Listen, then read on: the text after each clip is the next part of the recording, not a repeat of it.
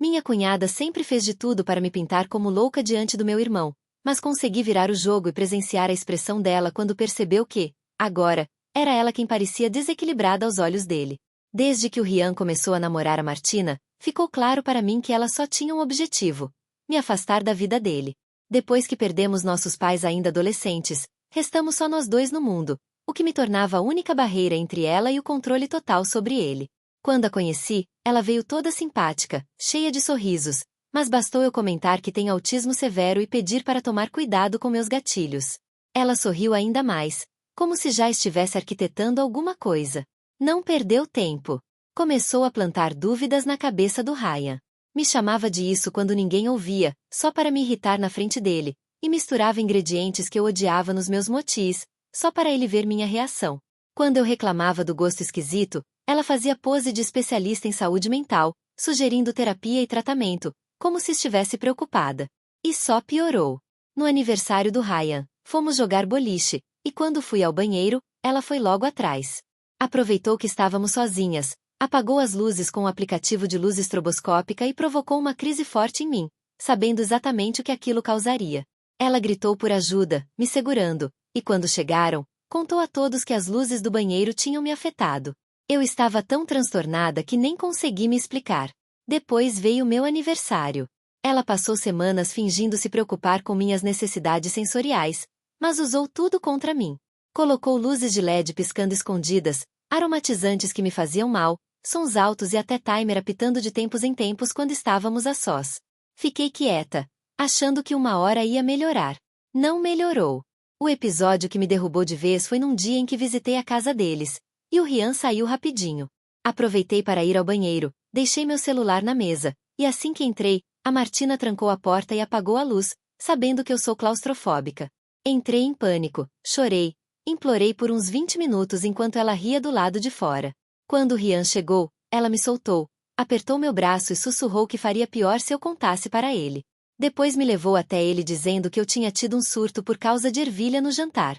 No jantar de formatura do Rian, num restaurante, tive certeza que estava sozinha. Deixei cair o copo de água sem querer e, na hora, a Martina sussurrou um insulto capacitista só para eu ouvir. Contei para o Rian ali mesmo, mas ele não acreditou. Riu dizendo que ela era experiente, trabalhava com crianças especiais e nunca falaria isso. Falou que eu devia ter entendido errado. A Martina me olhou e sorriu, daquele jeito cínico. Fui para casa decidida. Se quisesse justiça, teria que agir por conta própria. Passei semanas observando os hábitos dela e treinando minha cara de inocente no espelho. Como sempre fui imune à era venenosa, bolei um plano. Numa visita, a Martina falou que queria comer melhor. Então preparei um smoothie com couve e espinafre e misturei folhas de erva venenosa. 4 horas depois, ela estava cheia de vergões, gritando para o Rian que eu tinha envenenado ela. Mas ele tinha visto eu tomar o mesmo smoothie. Então só olhou para ela como se estivesse exagerando. Isso foi só o começo. 2 semanas depois, quando fui visitá-los, deixei testes de gravidez positivos no lixo do banheiro dela e esperei. O Rian achou e como eles estavam sem relações por motivos médicos, rolou uma baita briga. Ele acusou ela de traição. Ela disse que fui eu que plantei os testes. No fim, ele acabou perdoando depois de fuçar o celular dela. Mas ficou desconfiado, principalmente com o tanto que ela me acusava. E aí veio meu último movimento. No jantar de 10 anos de falecimento dos nossos pais, na casa deles, a Martina passou a semana toda se arrumando, comprou unhas caras e vestido branco de grife. Levei flores para o memorial e ao colocá-las, derramei azeite perto da cadeira dela. Pouco depois, ela se levantou para brindar e escorregou feio. Tentou se segurar na mesa, mas se deu mal. As unhas quebraram todas e ela ainda derrubou o vinho tinto no vestido. Ela ficou ali no chão, chorando de dor. As unhas igual àquela cena do Bob Esponja com os dedos quebrados. Todo mundo correu para ajudar, inclusive eu. E foi aí que ela perdeu o controle de vez. Me puxou pelos cabelos, me deu um tapa no rosto e gritou para todo mundo que sabia que eu estava armando contra ela. Caí de propósito. Segurei o rosto e pedi ajuda olhando ao redor. Foi a primeira vez que o Rian tomou meu lado. Mandou ela sair dali na mesma hora, enquanto ela gritava que ele estava caindo na manipulação da irmãzinha problemática. Eu olhava para ela, sentada no chão, e naquele momento sorri igual ela tinha sorrido para mim no primeiro dia. Vi o rosto dela ficar roxo de raiva e ela tentou vir para cima de novo, mas o Rian teve que segurar. Nossos tios estavam lá, parados, chocados. O tio Carlos ainda pegou o celular para filmar. Martina gritava que eu era má e manipuladora. Contou para todo mundo que eu tinha envenenado ela e plantado testes de gravidez. O Rian parecia sem saber o que fazer. Só pedia para ela se acalmar. Mas não adiantava. No fim, ele teve que arrastar ela para fora. Fiquei sentada no chão chorando. A tia Silvia veio me ajudar. Não parava de perguntar se eu estava bem. Eu só acenei que sim, mas ainda segurava o rosto, que realmente doía. Olhei pela janela e vi o Rian e a Martina discutindo perto do carro. Ela apontava para casa e gritava. Ele com as mãos na cabeça, visivelmente estressado. Depois de uns 10 minutos, ele voltou sozinho. Pediu desculpas para todo mundo e disse que a Martina tinha ido embora. Depois veio falar comigo, perguntando se eu estava mesmo bem. Falei que meu rosto estava doendo, mas disse que ia ficar tudo bem. Ele ficou com aquela expressão de culpa e só falou que depois a gente conversaria. O resto do jantar foi super estranho. Ninguém quis comentar o que tinha acontecido. Só comemos em silêncio e lembramos algumas histórias da mãe e do pai. O Rian não largava o celular. Dava para perceber que a Martina não parava de mandar mensagem. Quando cheguei em casa naquela noite, fiquei me sentindo diferente. Por um lado, estava aliviada porque o Rian finalmente percebeu quem ela era de verdade. Mas por outro, bateu um peso na consciência. Nunca quis acabar com o namoro deles. Só queria que ela parasse de me machucar. No dia seguinte, o Rian me ligou cedo. Disse que ele e a Martina tinham tido uma conversa longa. Ela até reconheceu que pode ter passado um pouco dos limites, mas continuou jurando que eu estava tentando sabotar ela. Ele foi direto e perguntou se eu tinha feito alguma coisa contra ela. Neguei. Disse que só queria me dar bem com ela. Ele suspirou, falou que acreditava em mim, mas que a Martina estava realmente chateada. E perguntou se eu toparia encontrar os dois para tentar resolver a situação. Aceitei. Porque, sinceramente, o que mais eu podia fazer? A gente se encontrou numa cafeteria mais tarde. A Martina estava com uma cara péssima. Ainda com marcas da alergia no rosto e os olhos inchados. Nem olhou na minha cara quando sentei. O Rian começou dizendo que a gente precisava se comunicar melhor. Que claramente estava rolando uns mal-entendidos. Mas a Martina logo cortou. Disse que não tinha mal-entendido nenhum. E que eu perseguia ela desde o começo.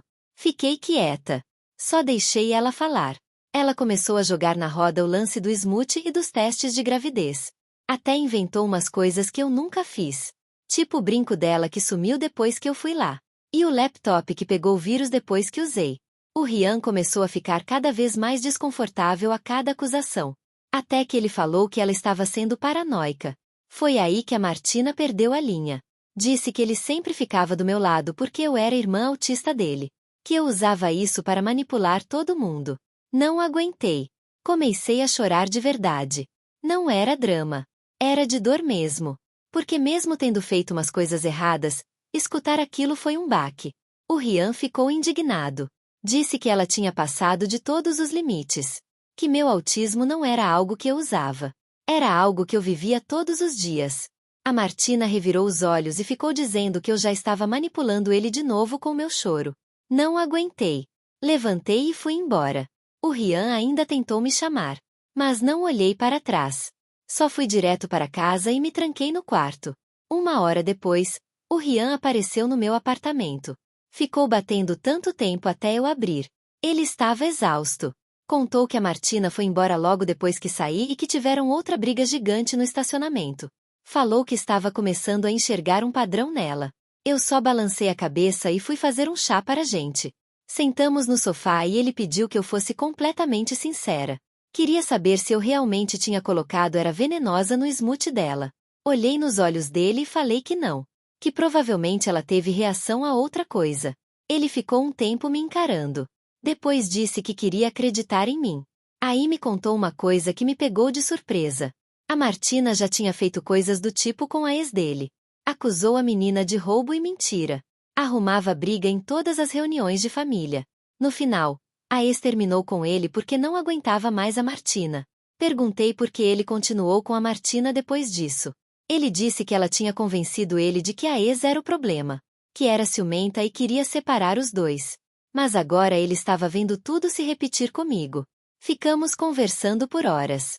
Ele contou como a Martina surtava se ele passava tempo demais comigo. Fazia chantagem emocional.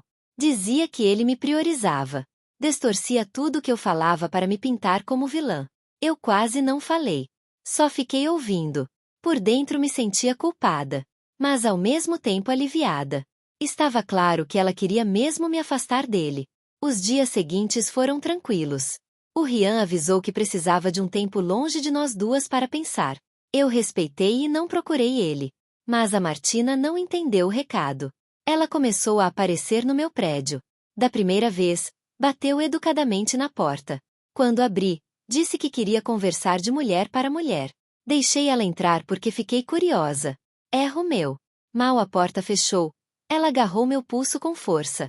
Falou que sabia o que eu tinha feito e que eu não ia escapar. Disse que o Rian podia ser ingênuo, mas ela não era. Soltei meu braço e pedi para que ela fosse embora. Ela riu e disse que eu ia ter que fazer mais do que um smoothie com era venenosa e testes de gravidez falsos. Falou que ia me desmascarar e mostrar para todo mundo quem eu era de verdade. Depois saiu. Fiquei tremendo. Percebi que tinha subestimado até onde ela podia chegar. No dia seguinte, ela voltou. Dessa vez com uma pasta. Passou direto por mim. Jogou um monte de papéis na mesa de centro. Cópias de fóruns sobre autismo. Com posts grifados falando de pessoas autistas que manipulavam os outros. Disse que estava montando um dossiê para mostrar para o Rian que eu estava fingindo autismo só para chamar atenção. Falei que aquilo não tinha nada a ver comigo, mas ela disse que não importava. Que ia fazer ele ver a verdade sobre mim de qualquer jeito. Pedi de novo para ela ir embora. Deito. Aí ela ainda jogou os papéis em cima de mim antes de sair batendo a porta. Eu devia ter ligado pro Rian na hora, mas não queria que parecesse que eu estava tentando botar ele ainda mais contra ela. Então fiquei quieta. Outro erro. O assédio dela só piorou. Começou a ligar no meu trabalho fingindo preocupação com minha saúde mental. Disse pro meu chefe que eu estava tendo crises e podia ser perigosa. Ainda bem que meu chefe já me conhecia e não deu bola. Mas foi super constrangedor ter que explicar por que a namorada do meu irmão estava fazendo aquilo. Ela também passou a me seguir. Vi o carro dela no mercado. No parque onde eu caminhava. Nunca me abordava. Só queria que eu notasse que ela estava ali, me vigiando. Até que, numa madrugada, acordei com batidas fortes na porta. Eram 3 da manhã. Olhei pelo olho mágico e vi a Martina bêbada, gritando que eu tinha acabado com a vida dela. Não abri a porta, só liguei pro Rian. Ele chegou uns 20 minutos depois, com cara fechada. Fiquei olhando pelo olho mágico enquanto ele discutia com ela no corredor, até conseguir que ela fosse embora. Depois ele bateu na minha porta e eu deixei ele entrar. Ele pediu desculpa várias vezes. Ele me contou que ela andava bebendo demais e estava cada vez mais imprevisível.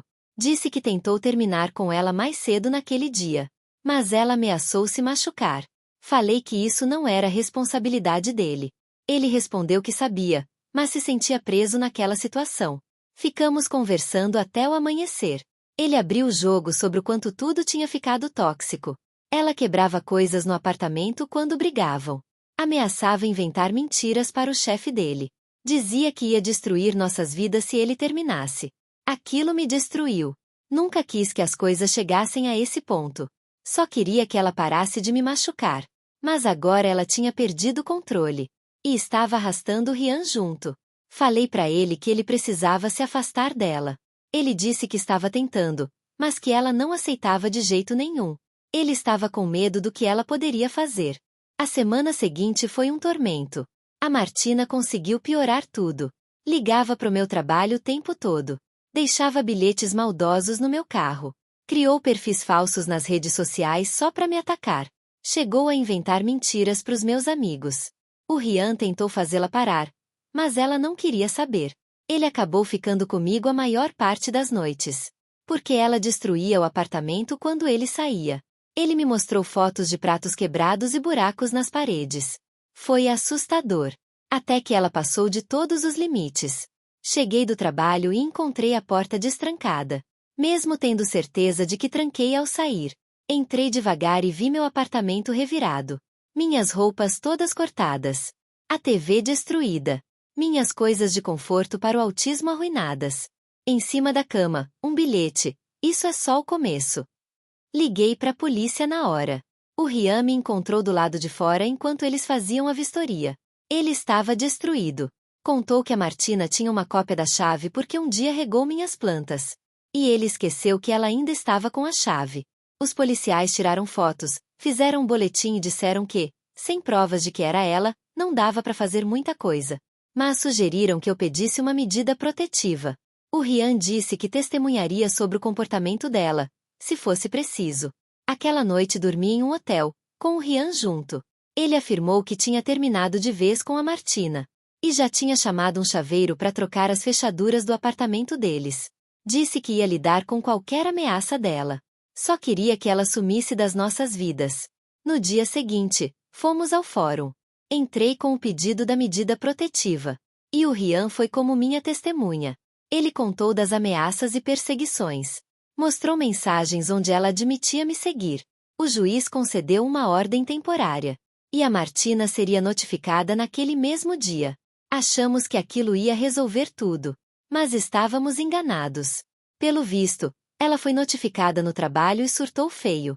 O chefe do Rian ligou, contando que ela gritou meu nome na frente dos clientes, jogou coisas e precisou ser escoltada para fora. Foi demitida na hora. E isso só piorou tudo. Agora ela não tinha mais nada a perder. Logo depois apareceu no trabalho do Rian. E a segurança precisou tirá-la à força. Ela gritava que o Ryan era abusador. E eu era uma manipuladora que destruiu a vida dela. Filmagens apareceram na internet. O chefe do Ryan até foi compreensivo. Mas pediu que ele resolvesse logo a vida pessoal. Ryan ficou devastado. Lutou tanto pela reputação dele e agora só falavam da ex-maluca. Naquela noite a Martina descumpriu a medida protetiva. Foi até o prédio do Rian. Não conseguiu entrar por causa das fechaduras novas. Mas ficou gritando do lado de fora e jogando pedras na janela dele. Os vizinhos chamaram a polícia. Quando chegaram, ela tentou fugir, mas acabou detida. O Rian me ligou da delegacia. Ela estava sendo acusada de violar a ordem e de depredação. Ele parecia aliviado, mas também abatido. Por mais que tudo tivesse acontecido, um dia ele já tinha amado ela. Fui até a delegacia para prestar depoimento. A Martina estava numa cela. Me viu pela janela e começou a gritar de novo, dizendo que eu tinha vencido e manipulado todo mundo. Os policiais tiveram que levá-la para outra cela. Um deles contou que ela já estava naquele estado há horas. Só falando de mim sem parar, parecia mesmo desestabilizada. E talvez precisasse de avaliação psicológica. Saímos de lá exaustos. Ryan dormiu no meu hotel de novo. Nenhum de nós se sentia seguro em casa. Pedimos pizza, assistimos filme bobo, evitamos falar da Martina. Só queríamos nos sentir normais por algumas horas. No dia seguinte, o celular do Rian não parava. A mãe da Martina ligava sem parar. Quando ele atendeu, ela implorou para ele retirar as acusações, dizendo que a Martina estava em surto, que aquilo não era do feitio dela. O Rian colocou no viva voz para eu ouvir. Ele explicou com calma tudo que a Martina tinha feito, mas a mãe dela continuava arrumando desculpas, dizendo que a filha estava estressada com o trabalho, ou que eu devia ter provocado de alguma forma. Aí o Rian perdeu a paciência e falou que a Martina estava abusando de nós dois há meses, que ela precisava de ajuda. Mas ele não podia mais ser o responsável por isso. A mãe dela chorou. Disse que estávamos acabando com a vida da Martina. O Rian desligou. Depois a gente soube que a mãe dela pagou a fiança. A medida protetiva seguia valendo, mas nós ficamos inseguros. O Rian foi ficar com nosso tio Carlos por precaução, e eu me mudei temporariamente para a casa da Ana. Achamos que a Martina ia se acalmar depois de uns dias na cadeia. Erro nosso. Ela criou um blog para falar de mim, postava histórias absurdas dizendo que eu era uma manipuladora perigosa que tinha feito dela um alvo, usava fotos reais minhas com legendas insanas, escrevia sobre meu autismo como se fosse prova de que eu era má, divulgou até o endereço do meu trabalho e incentivava as pessoas a ligarem lá. Por sorte ninguém levou aquilo a sério, mas foi horrível ver minha vida distorcida desse jeito. O Rian procurou um advogado por difamação, que disse que tínhamos um caso, mas que ia demorar. Enquanto isso, o blog seguia no ar e a Martina alimentava aquilo todos os dias.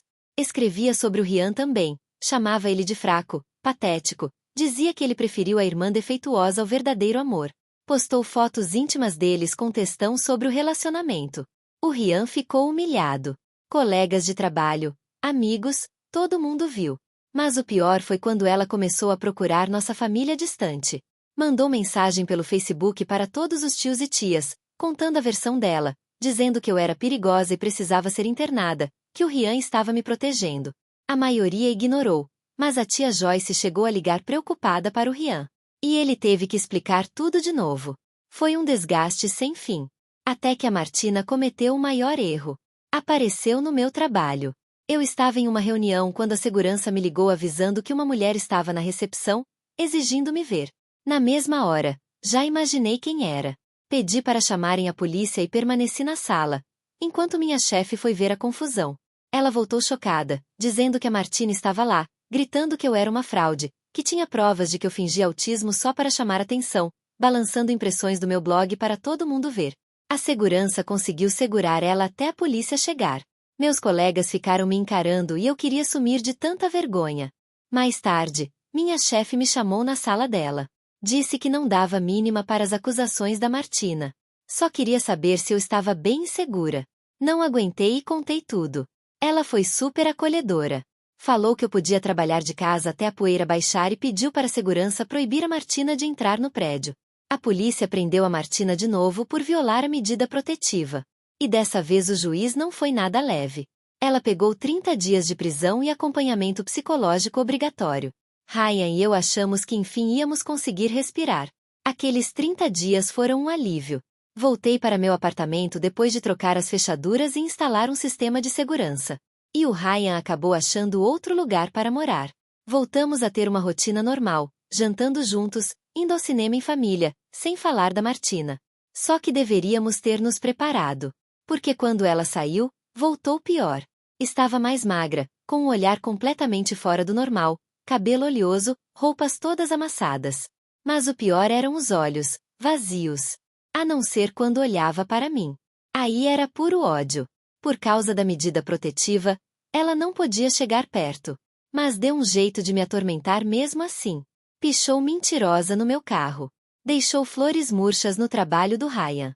Mandou cartas ameaçadoras e desconexas para nós dois. A gente denunciava tudo. Mas a polícia dizia que, sem flagrante, era difícil fazer alguma coisa. O Ryan colocou câmeras na casa dele e eu fiz o mesmo. Vivíamos de novo com medo. Até que numa noite, minhas câmeras flagraram ela vestida de preto, tentando arrombar minha porta. Liguei para a polícia na hora e fiquei assistindo pelo celular enquanto ela mexia na fechadura. Com uma calma assustadora. Os policiais chegaram justo quando ela conseguiu abrir a porta. Ela tentou fugir, mas foi imobilizada no corredor. Fiquei trancada no quarto até me garantirem que ela estava sob custódia. Quando saí, um policial me mostrou o que ela tinha. Uma bolsa com corda, fita adesiva e uma faca. Disseram que agora ela responderia por tentativa de invasão e porte de arma branca. E que, pelo histórico, poderia pegar uma pena pesada. O Ryan me encontrou de novo na delegacia. Nós dois exaustos. O detetive contou que a Martina vinha planejando tudo há semanas e acharam até diários com os detalhes dos planos. Não quis saber o que estava escrito. Só ouvi que era suficiente para acusá-la de tentativa de sequestro. Dessa vez ela ficou presa. O juiz entendeu que era perigosa demais para responder em liberdade. Ryan e eu saímos chorando de alívio, achando que finalmente tudo tinha acabado. Só que estávamos enganados. Mesmo presa, a Martina continuou tentando nos atingir. Fez amizade com uma detenta chamada Camila, que logo foi solta e passou a aparecer nos lugares onde eu estava. Não me ameaçava, só ficava me observando, o que era pavoroso, mas não ilegal. O Rian contratou um detetive particular e ele confirmou que a Camila passava informações para Martina. Não tinha nada que a polícia pudesse fazer, porque ela não estava quebrando lei nenhuma. Era só os olhos da Martina do lado de fora. Depois vieram cartas de outras detentas. Todas dizendo que eu tinha destruído a vida de uma mulher inocente. Que o destino ia me cobrar. Que a Martina sofria por minha causa. O Rian também começou a receber. A direção da prisão disse que não podia impedir as detentas de escrever cartas. Só nos restava registrar tudo. O julgamento foi marcado para dali a 6 meses. O defensor público tentou convencer a Martina a aceitar um acordo, mas ela recusou. Queria o dia dela no tribunal para me expor. O advogado dela ainda entrou em contato com o Rian, tentando convencê-lo de que eu era o problema. Mas o Rian foi direto. Não queria mais ser procurado.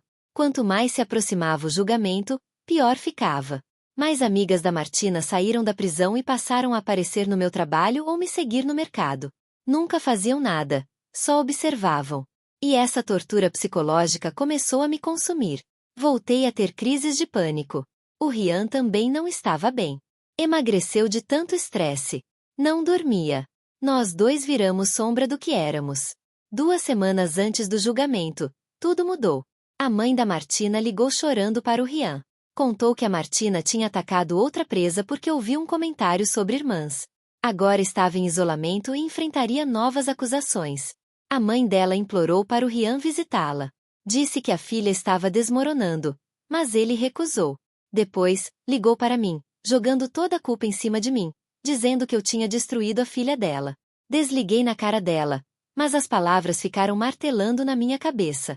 Será que eu passei dos limites? Será que a culpa era minha?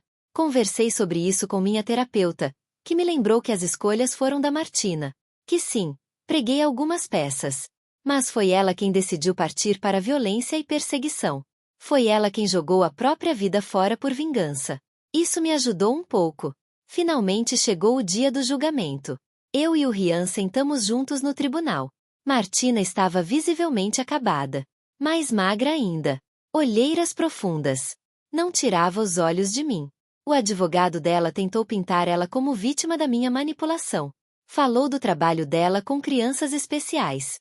Disse que ela tinha enlouquecido por causa dos meus jogos psicológicos. Mas o promotor logo desmontou tudo. Mostrou vídeos dela invadindo meu apartamento com uma faca.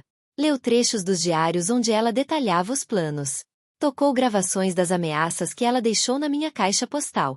Exibiu fotos do meu apartamento destruído. As provas eram incontestáveis. Quando fui depor, o advogado dela tentou me confundir. Perguntou sobre o incidente do smoothie. Mantive minha versão de que ela teve uma reação alérgica.